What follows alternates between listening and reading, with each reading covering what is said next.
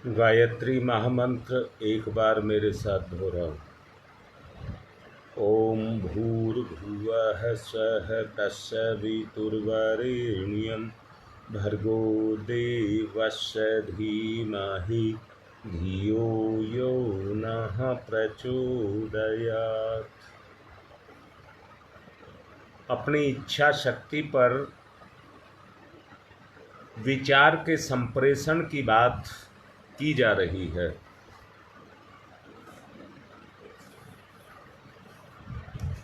और बात ये की जा रही है, कल बताया गया था, जैसे सूरज पूरी धरती को अपने आगोश में ले लेता है,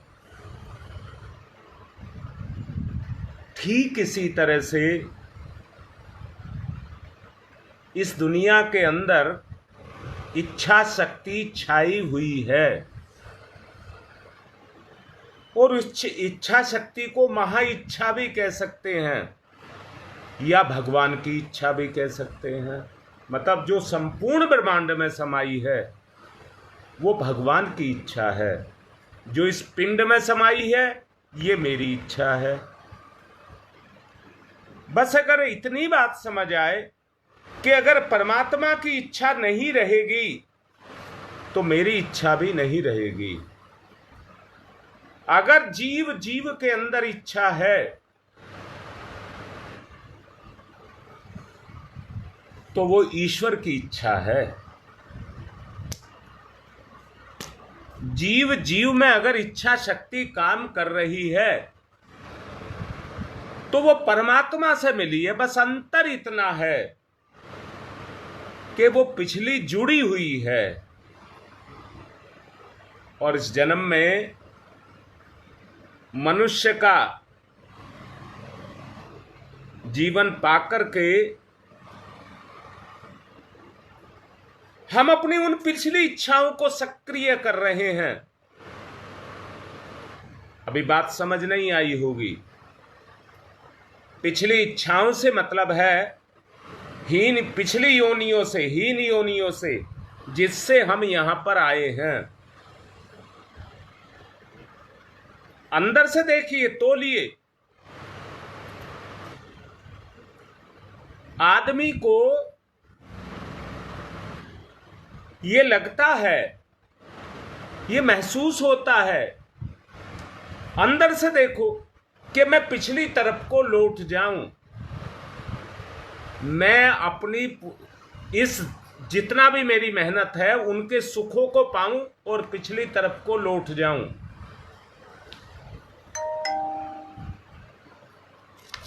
जरा आधा मिनट के लिए आप एक प्रयोग करके देखिए तो आपको पता लगेगा। क्या पता लगेगा? मैं स्वतंत्र नहीं हूं, इच्छा ने मुझे बांध करके रखा हुआ है। मन की कोई इच्छा नहीं होती है, आत्मा की इच्छा ही मन और बुद्धि पर छाई रहती है।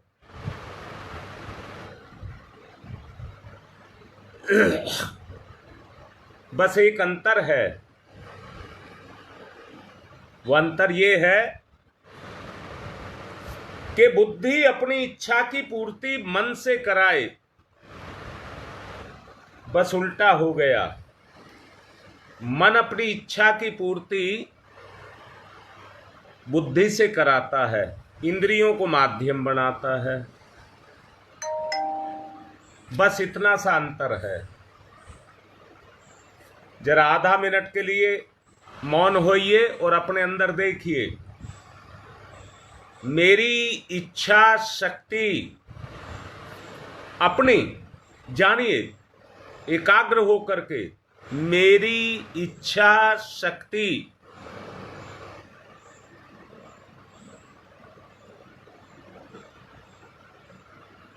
अब भेद बनाइए। परमात्मा की इच्छा शक्ति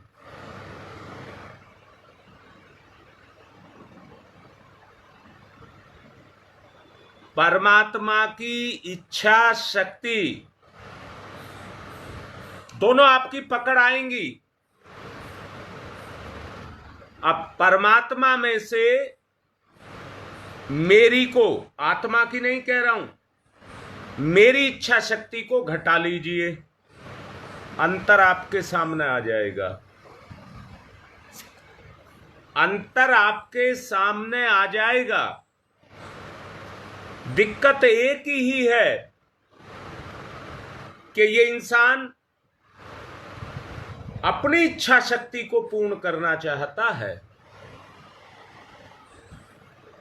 अगर ये इंसान केवल एक काम करे और वो काम ये करे कि अपनी इच्छा पूर्ति के लिए कहीं ना जाए, अपनी इच्छा पूर्ति के लिए कभी ना मन में विचार पैदा ही ना होने दे,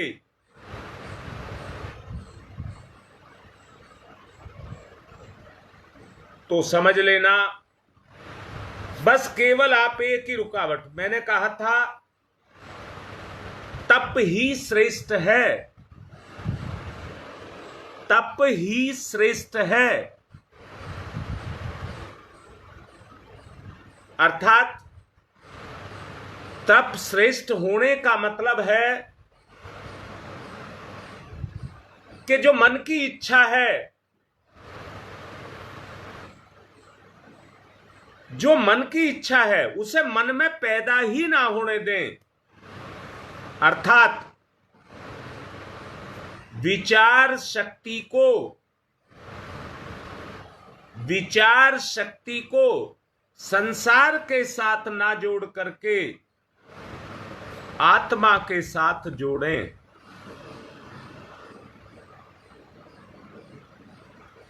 इतनी बात समझ आई हो तो आगे की बात बताता हूं। बताइए, अगर इतनी बात समझ आई है तो आगे की बात करते हैं। अब क्या किया जाए?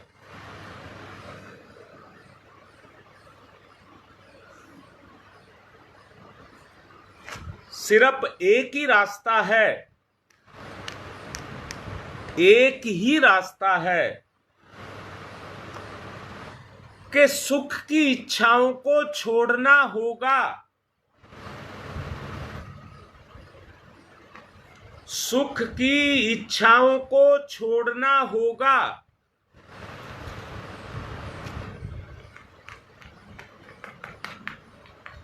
अगर ये बात आपको समझ आ रही है तो इसमें यह जान लें, जो सुख की इच्छा है वो परमात्मा की इच्छा को ठंडा करने के लिए है।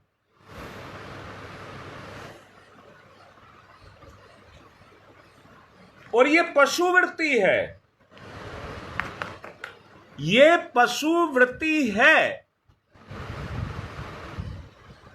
पशु अपनी इच्छा पर चलता है, आत्मा की इच्छा पर नहीं चलता। इंसान में और पशु में यही अंतर है। अच्छा, बताता हूं कैसा अंतर है। जिनको किसी काम के लिए कहना नहीं पड़ता है, या जो अपनी अंतरात्मा की आवाज को सुनते हैं, वो कर्तव्य परायण होते हैं।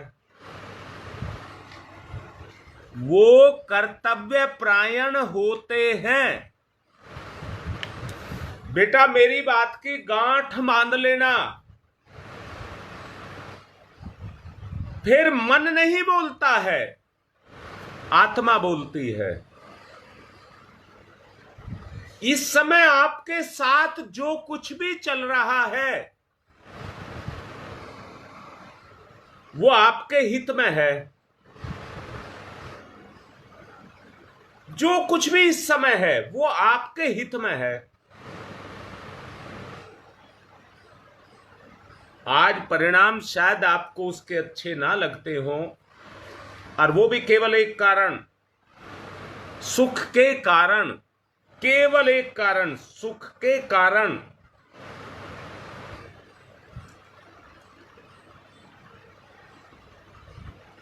बेटा मैं श्वेता मना कर रहा हूं, इसको भी मत करना ना बेटा।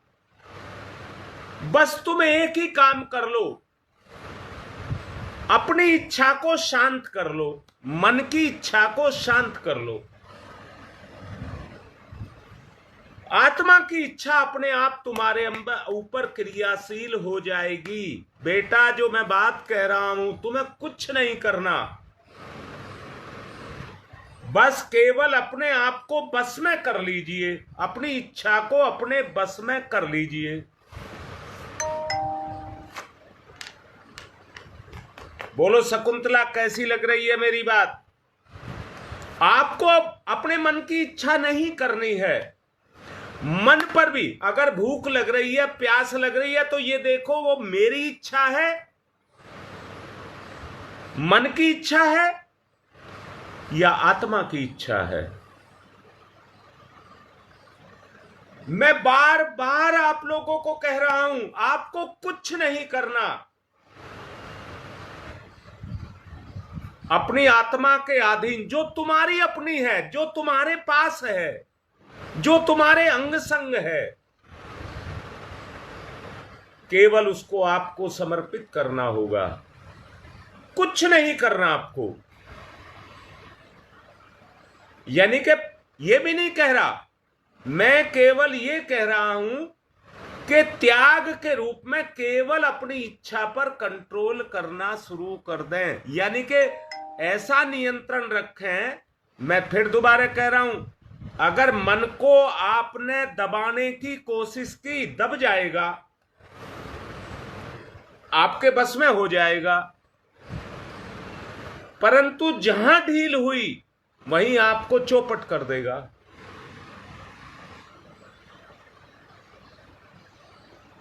हमको केवल एक ही बात करना है कि अपनी इच्छा को साधना है, यही साधना है। हमें केवल अपनी इच्छा को साधना है, और साधने का मतलब यह है, देखो बेटा एक बात कहता हूं, हम सब अपने पैरों से चलते हैं, हाथ से काम करते हैं,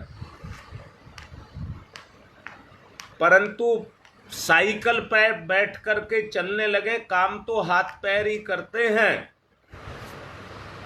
पर साइकिल अपनी इच्छा से नहीं चलती, आपकी इच्छा से चलती है। और पैदल से जितनी दूर आप जा सकते हैं, उससे 4 गुना दूर ले जाती है। उतनी ही देर में आपको 4 गुना दूर ले जाती है। गलत जगह नहीं ले जाती, क्योंकि आपकी इच्छा से चलती है। बेटा मन की इच्छा तो स्थिर ही नहीं है।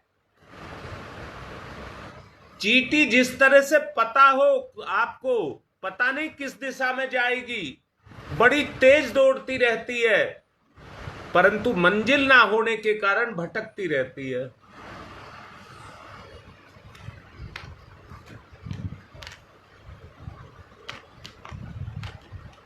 अच्छा मुझे एक बात बताओ, अब लिखो,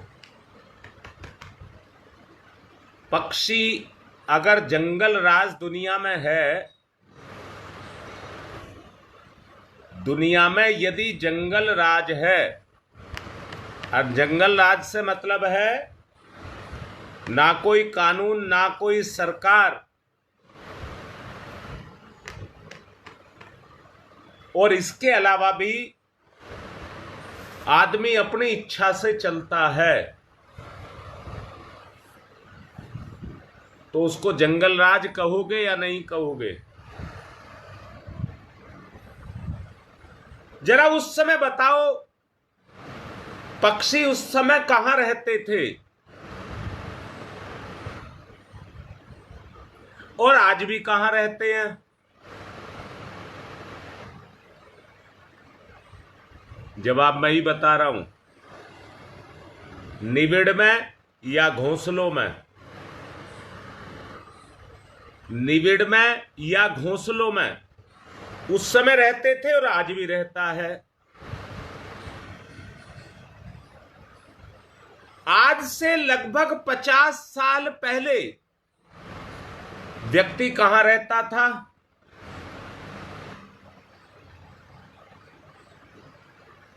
कहिए घर में। और आज व्यक्ति कहां रह रहा है?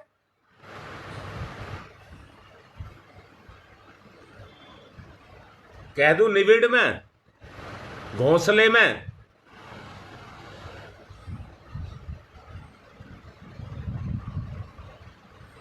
और उस घोंसले में भी, हाँ ये भी कह सकते हो रीता, ये भी कह सकते हो, पर मैंने आज के लिए कहा है आज आदमी कहां रह रहा है?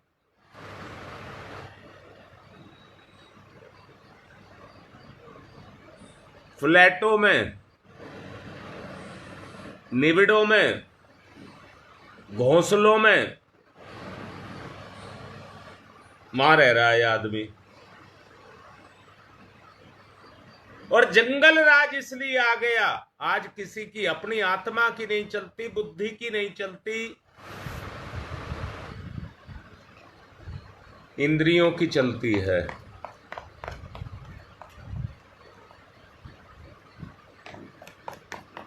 ठीक बात है बेटा। अब मैंने जो बात कही है, जरा फ्लैटों की जिंदगी देखिए कैसी जिंदगी है। आज आदमी अपने आप को सुरक्षित महसूस कर रहा है। घोंसले में बैठा हुआ जीव भी, पक्षी भी शायद अपने आप को ऐसा ही महसूस करता हो।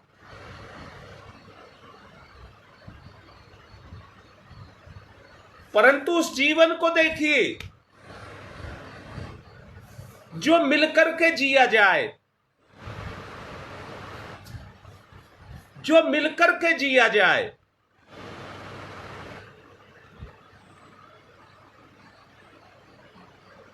अब मैं आपसे कह रहा हूं, पहले मौके आते थे, हमारे देश में सबसे ज्यादा उत्सव मनाए जाते हैं। हर चीज को एक उत्सव के साथ जोड़ा हुआ है। और उत्सव किसको कहते हैं? जब मिलजुल करके आदमी हंसी खुशी के साथ, उल्लास के साथ अपने समय को व्यतीत करे। पहले गांवों का विस्तार था। ये कहा जाता था हमारे देश की 80% जनता गांवों में रहती है। सरकार सिद्ध करती थी इस बात को।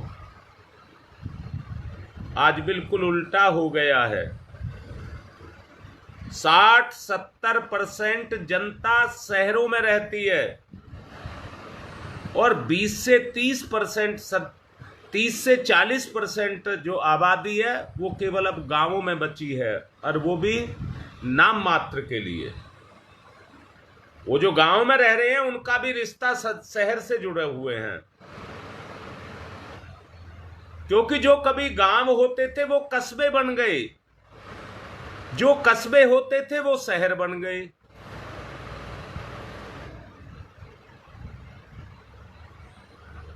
शहर घिचपिच होते चले जा रहे हैं। आदमी के ऊपर आदमी चढ़ता चला जा रहा है। गंदगी के ढेर हो रहे हैं। किसी के साथ किसी का कोई अपनेपन का रिश्ता नहीं रह गया। कोई किसी के साथ मतलब नहीं रखना चाहता। और वही स्थिति आज घरों में भी पैदा हो गई।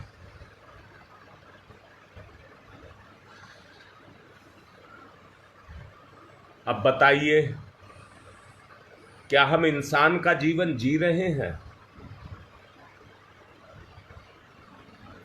उल्लास भरा मस्ती भरा जो जीवन होता है वो जीवन ही व्यक्ति का जीवन है। खैर, ये इतनी बात मैंने आपको समझाने के लिए बताई है।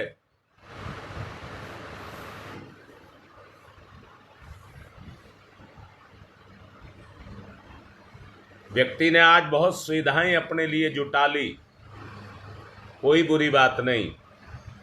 मैंने आपसे कहा था आदमी साइकिल को चलाता है तो उसकी एक दिशा होती है जो उसकी इच्छा के अनुसार होती है। आज आदमी की कोई इच्छा ही नहीं है। इच्छा है तो बस एक ही है, धन दौलत पैसा सुख। बस इच्छा है तो यही है कि मुझे धन दौलत मिले और सुख मिले।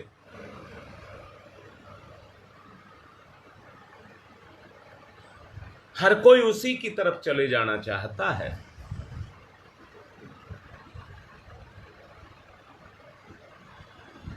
अब मुझे बताइए, इंसान का जीवन बन जाए वो तभी तो संभव है। जरा अंदर से देखिए झांक करके, इंसान किसको कहते हैं? जो आत्मा के बंधन ही नहीं, मन का बंधन, बुद्धि का बंधन और अपनत्व का बंधन, रिश्तों का बंधन, समाज का बंधन, जहां आदमी हर तरह से बंधा हुआ है।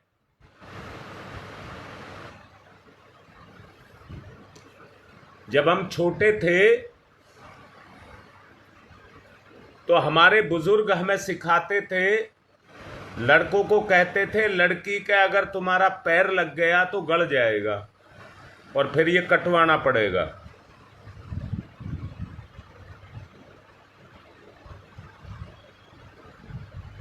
जब हम पढ़ते थे, कापी किताब तख्ती सलेट किसी को पैर लग गया तो कई बार उसको प्रणाम करते थे, गलती हो गई।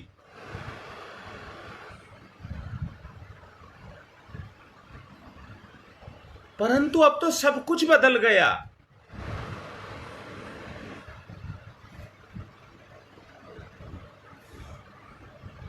बेटा यही बात है। तो उत्सव कहां से आए, उल्लास कहां से आए, सत्साहस कहां से आए, वो प्रेम कहां से आए, वो अपनापन कहां से आए?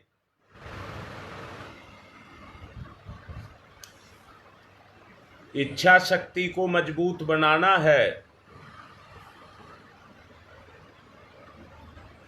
तो बताइए कैसे बनाया जाए? आप ही सलाह दीजिए।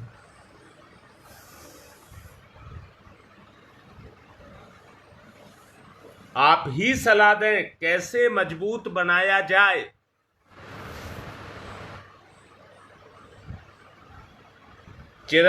चिंतन का निरंतर उठता हुआ प्रवाह, चेतना से चिंतन का निरंतर उठता हुआ प्रवाह जब इच्छा रूपी सागर के अंदर जाकर के समाने की इच्छा रखे,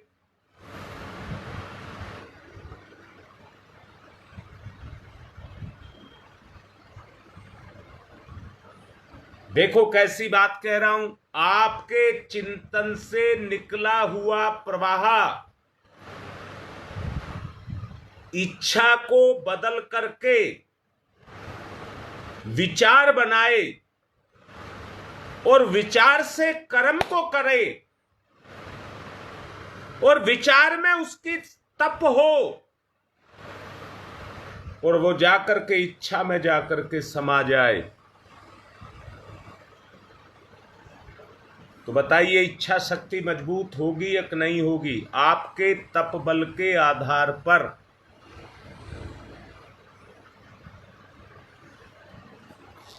आपके तपबल के आधार पर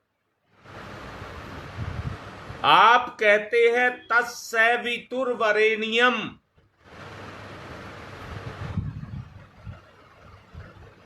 बेटा यही कह रहा हूं योगेश, अंदर से देखिए, मेरी संकल्प शक्ति किस तरह से मजबूत हो। निखिल बेटा एक बात बता, पाप कोई करना चाहता है क्या? पता नहीं है ये पाप है? बोल बेटा, किसको नहीं पता ये पुण्य है और ये पाप है? मैं कह रहा हूं पापी से भी पापी से पूछिए, क्या वो नहीं जानता क्या पुण्य है और क्या पाप है?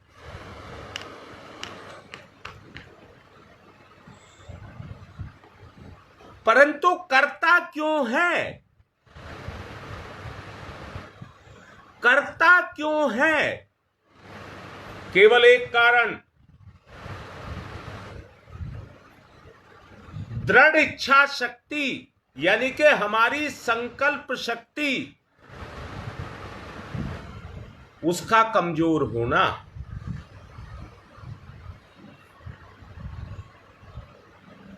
व्यक्ति पहले से कहता है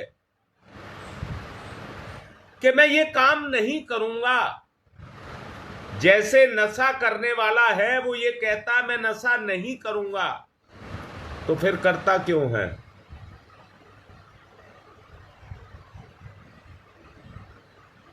दो कारण हैं। पहला कारण है उसके शरीर की, जो मैंने पिछले दिनों बताया था, 24 ऐसे केंद्र हैं जो हमारे अंदर रस की उत्पत्ति करते हैं। जब हम किसी प्रवृत्ति में प्रवृत्त हो जाते हैं और वो हमारे स्वभाव में आ जाती है,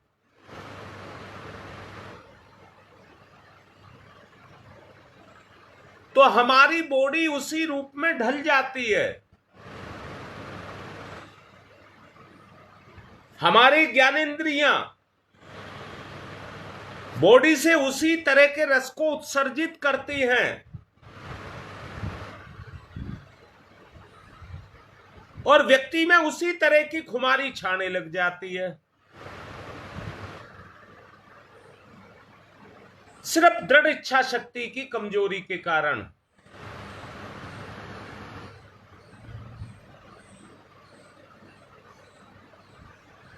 जी बेटा, बेटा हम दूसरों को बातें बना सकते हैं, पर जब तक अपनी कमजोरी को नहीं पहचानेंगे और दूर करने का प्रयास नहीं करेंगे तो हम निरंतर समय की मार खाते रहेंगे और हम कमजोर पर कमजोर बनते चले जाएंगे। यहां सबको मेरा निर्देश है,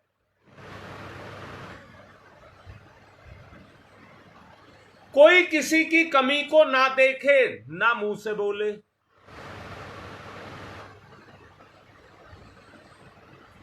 कोई किसी में किसी कमी को ना देखे, जो जो है उसी रूप में देखे।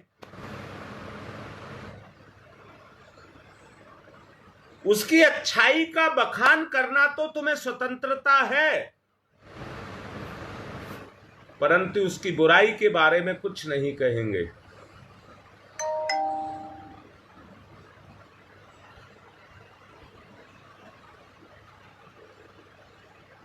कोई किसी का कुछ नहीं कर रहा, हम दूसरे के काम में टांग अलझाई कर रहे हैं, हमारा स्तर गिर रहा है।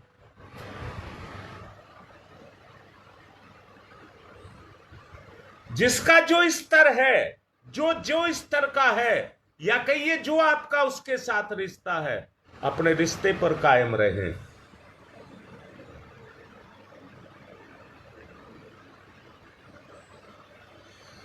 बोलो बात कैसी लग रही है?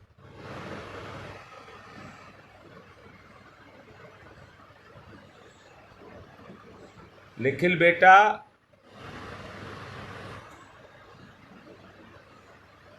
आत्मा भी बोलती है।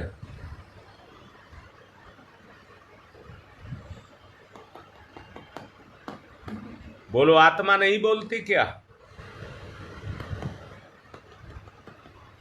सत्य ये नहीं है जो मन बोल रहा है, ये तो तात्कालिक है। ये वर्तमान की सुख सुविधाओं को देखने के लिए है। ईश्वर ने मन हमारे साथ इसलिए लगाया है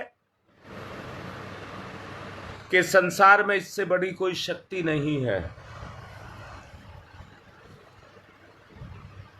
लोक लोकांतरों, स्वर्ग और उससे भी कहीं आगे की यात्रा हम अब करना चाहते हैं। शरीर से नहीं कर सकते, मन से कर सकते हैं। वो आपका सूक्ष्म शरीर है। ईश्वर हमें इतनी ऊंचाई पर लेकर के जाना चाहता है। कितनी ऊंचाई बेटा? जब हम भोजन करते हैं तो बड़ा स्वादिष्ट लगता है और मन से करते हैं।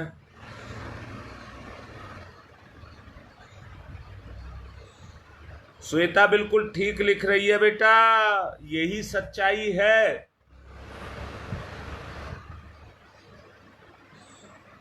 मन अपनी चला जाता है। यहां एक बात कह रहा था मैं अभी, जो भोजन आप करते हैं बड़ा स्वादिष्ट लगता है। इच्छा को भी, मन को भी। दोबारा से देखना, अभी आपने भोजन किया नहीं है, सामने थाली में रखा है, कोई भी चीज है उस आपके सामने है, तो आपकी इच्छा उसको छू जाएगी। आपकी इच्छा उसको छू जाएगी। शरीर की ग्रंथियां उस तरह का रस पैदा करने लगेंगी।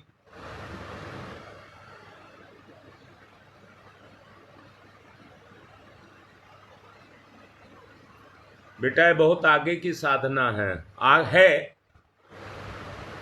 कैसे है? अभी मैं जैसे कह रहा था कि सामने रखी हुई चीज को हम स्पर्श कर लेते हैं इच्छा से, और स्पर्श करते के साथ ही उसके साथ जो हमारा लगाव है, उससे लगाव या घृणा जो भी है आपका, वो पैदा हो जाएगा आपके अंदर। जब अपनी साधना को आप मैच्योर करते चले जाएंगे तो आप में ही मुंह से बोलने की जरूरत नहीं है। मुंह से व्यक्त करने के लिए तो आपको समय लगेगा, पर मन से मन को तो ऐसा कहिए जैसे एक बाल्टी का पानी दूसरी बाल्टी में डाल दिया।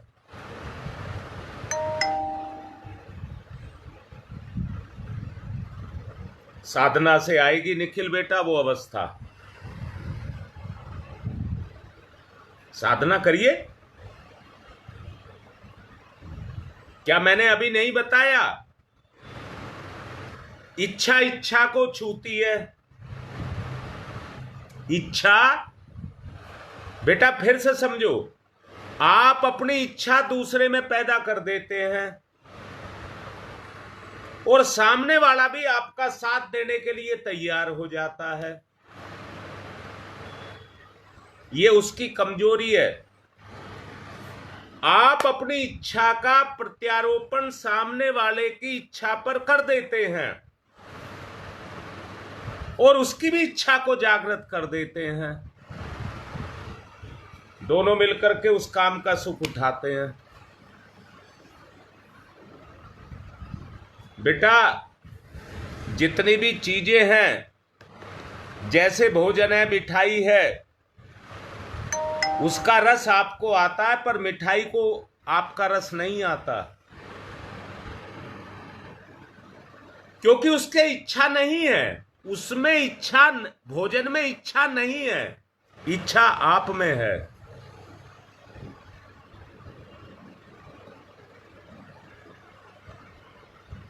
तो अगर भोजन में भी इच्छा होती तो वो आपको सुख देता और आपके सुख को खुद लेता।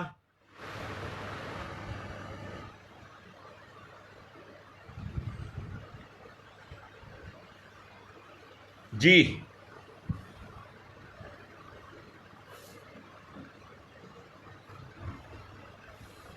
बेटा समय हो रहा है, अब इसी इच्छा शक्ति के ऊपर मैं आगे भी बोलूंगा, परंतु इतना पर्याप्त नहीं है मैं बोलता रहूं और आप वहीं रुके रहें, बस सुनते रहें, वहीं रुके रहें। ये तप जो मैंने करना बताया है, इसको अपनी इच्छा में डालना शुरू कर दीजिए, डालना शुरू कर दीजिए, और कोई सुख की इच्छा ना करें। आप में तप शक्ति पैदा होने लगेगी और इच्छा दृढ़ होने लगेगी,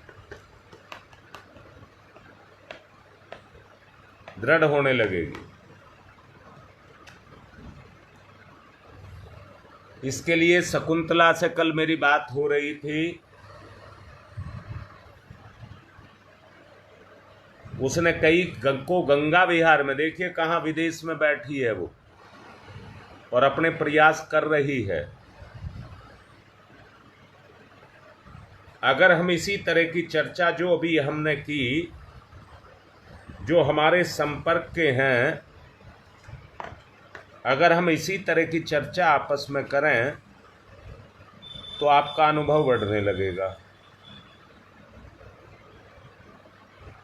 क्योंकि उस समय कर्ता आप होंगे, सुनने वाले नहीं होंगे। एक दूसरे को अपनी अपनी अनुभूति बताएगा, वो ज्यादा कारगर होगी, वो ज्यादा कारगर होगी।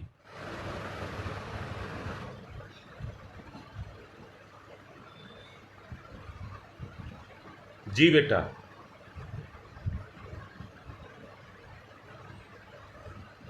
तो सब अपने अपने ग्रुप बना लें।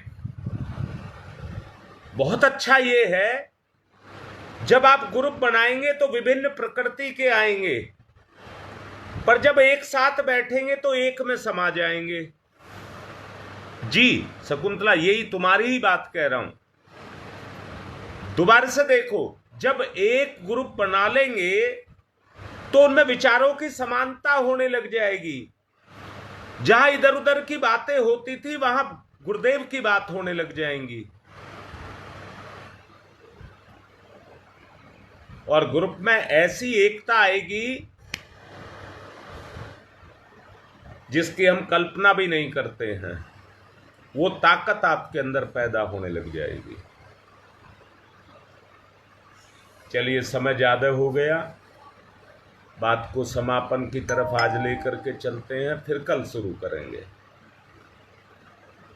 उद्देश्य इच्छा शक्ति को दृढ़ करना। ओम तम सोमा ज्योतिर्गमय, ओम तम सोमा ज्योतिर्गमय, तम सोमा ज्योतिर्गमय, असतो मा सद्गमय, असतो मा सद्गमय, असतो मा सद्गमय, मृत्योर्मामृतं गमयः, मृत्योर्मामृतं गमयः, मृत्योर्मामृतं गमयः, तम सोमा तम सोमा तम सोमा ज्योतिर्गमय ज्योतिर्गमय ज्योतिर्गमय, असतोमा अस्तोमा अस्तोमा सद्गमय सद्गमय सद्गमय, मृत्योर्मा मृत्योर्मा मृत्योर्मा अमृतं गमय अमृतं गमय अमृतं गमय।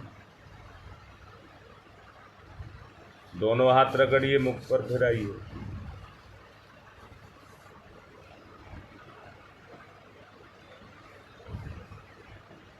समय हो चुका है, इसलिए आज की बात को यहीं पर पूर्ण करना चाहूँगा।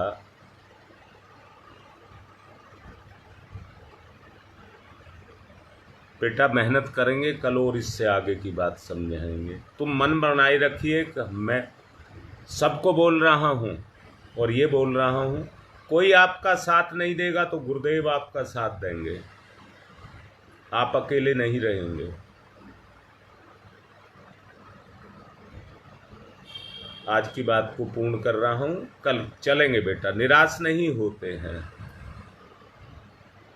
सब मिलेगा। आज की बात समाप्त।